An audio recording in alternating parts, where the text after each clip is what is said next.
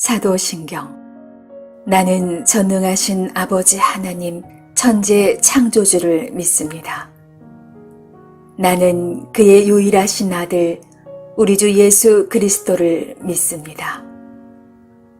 그는 성령으로 잉태되어 동정녀 마리아에게서 나시고 본디오 빌라도에게 고난을 받아 십자가에 못 박혀 죽으시고 장사한 지 사흘 만에 죽은 자 가운데서 다시 살아나셨으며 하늘에 오르시어 전능하신 아버지 하나님 우편에 앉아 계시다가 거기로부터 살아있는 자와 죽은 자를 심판하러 오십니다. 나는 성령을 믿으며 거룩한 공교회와 성도의 교제와 죄를 용서받는 것과 몸의 부활과 영생을 믿습니다. 아멘.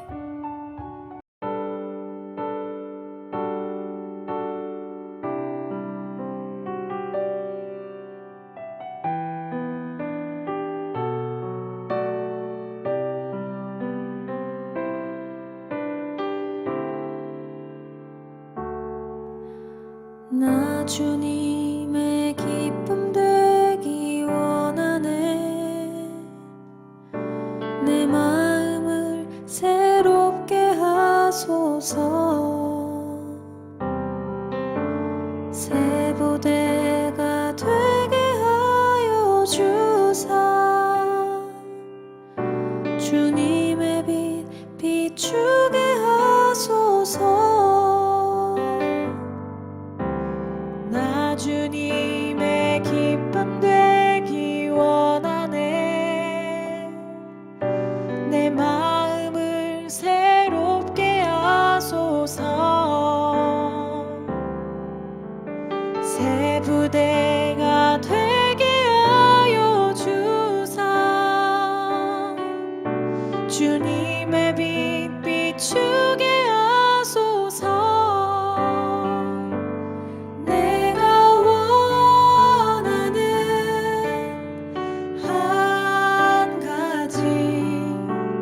주님의 기쁨이 되는 것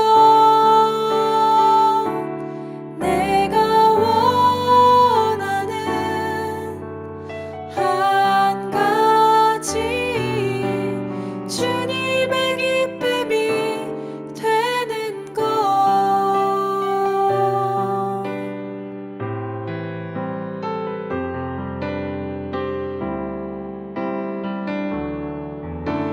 겸손히 내 마음 드립니다. 나의 모든 것 받으소서. 나의 마음 깨끗게 씻어주사 주의 길로 행하게 하소서.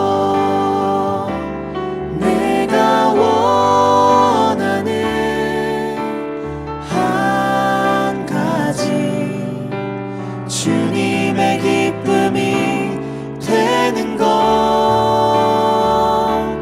내가 원하는 한 가지 주님의 기쁨이 되는 것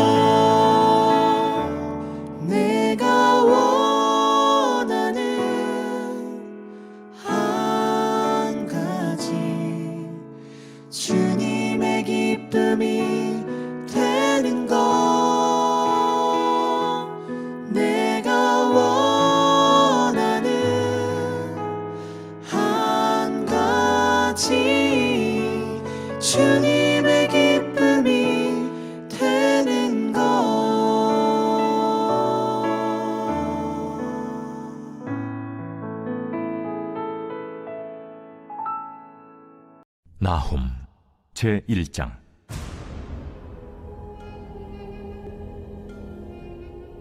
니느웨에 대한 경고, 곧 엘구스 사람 나훔의 묵시에 그리라.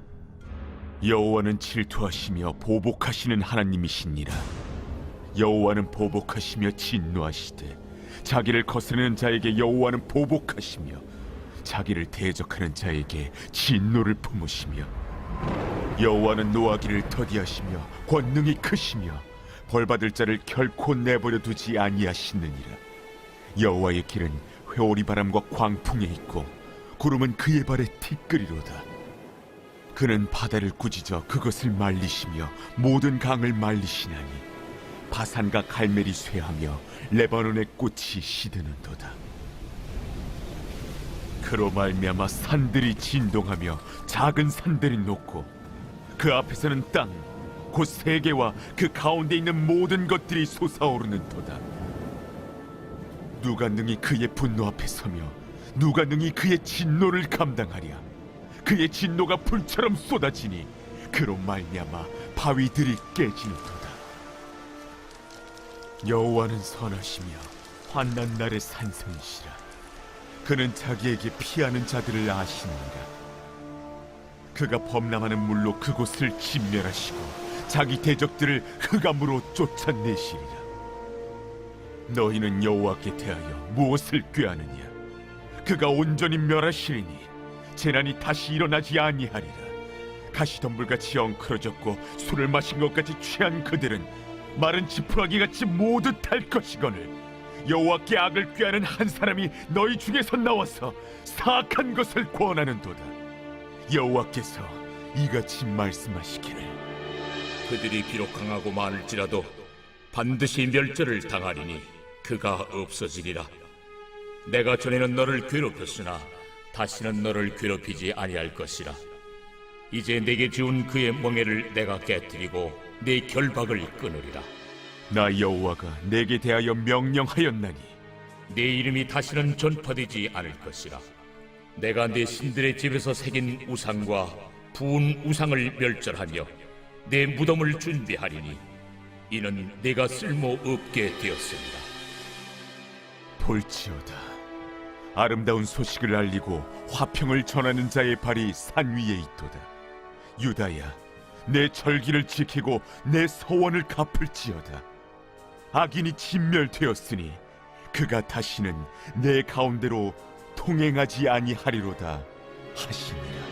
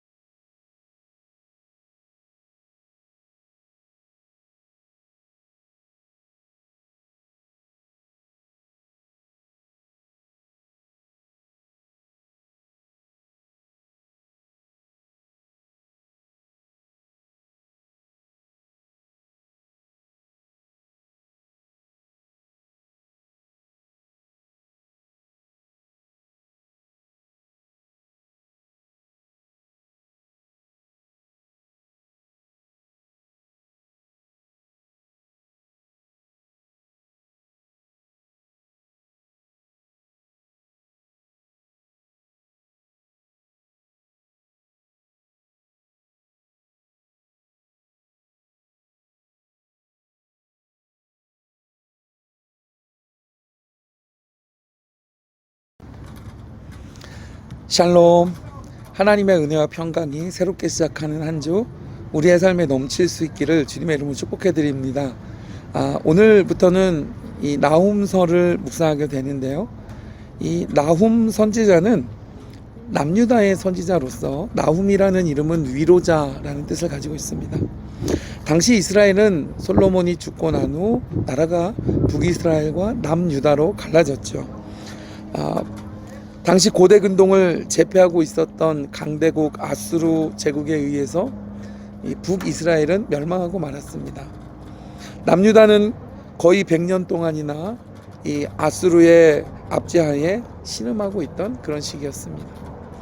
여러분 잘 아시는 것처럼 남유다는 베냐민 지파와 유다 지파로 이루어져 있죠.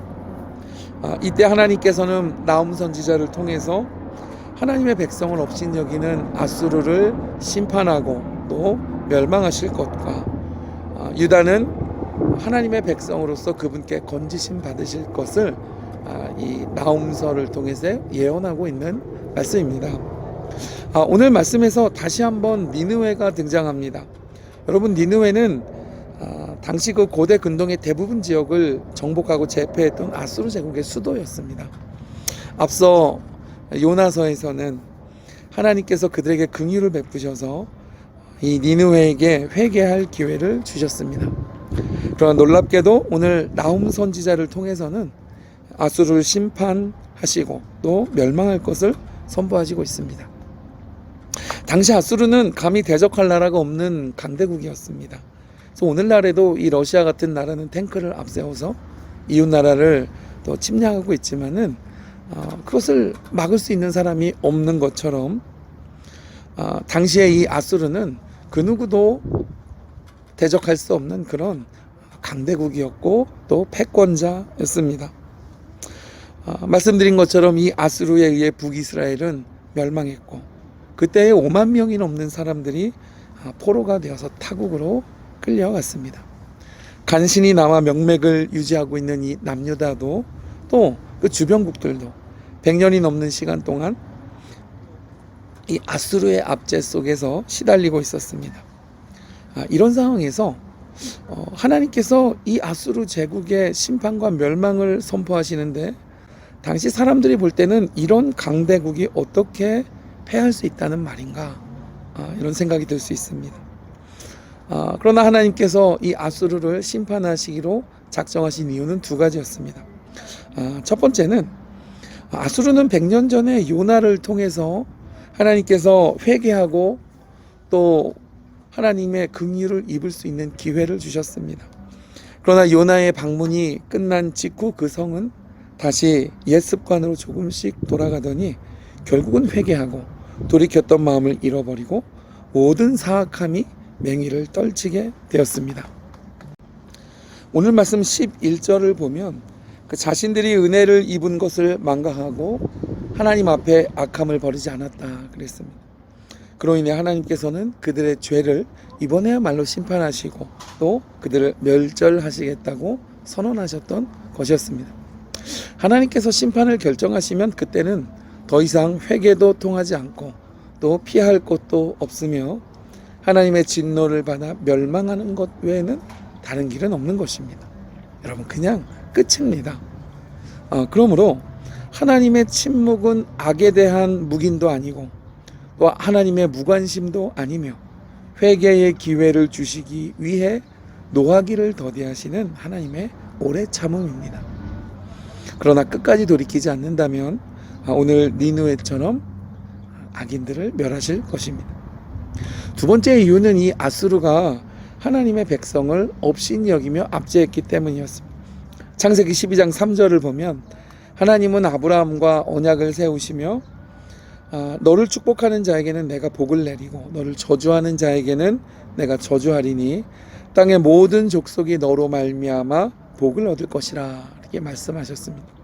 그러므로 본문에 하나님께서 질투하시는 하나님이라 했는데 이 말은 하나님의 질투란 무엇이냐, 이스라엘의 고통을 자신의 고통으로 여기시는 하나님을 보여주시는 말씀입니다.